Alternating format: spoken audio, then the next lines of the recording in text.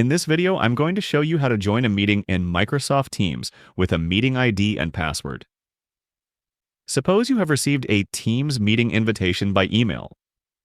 But instead of a meeting link, the host has given you a meeting ID and password for the meeting. Now, how do you join it? Let's launch the Outlook app.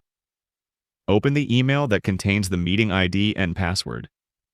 Now minimize the Outlook app and launch the Microsoft Teams app. In the left side menu, click on Meet. In the Meet menu, join with a meeting ID.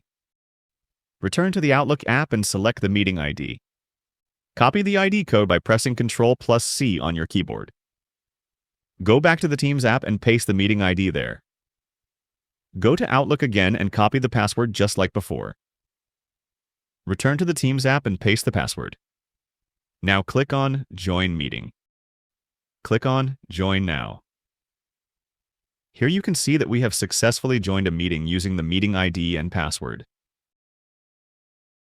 Feel free to reach out if you encounter any issues during the process. If this video helps you out, please leave a like and subscribe. Comment below if you have any questions. If you need further assistance, consider hiring a professional using the link in this video below.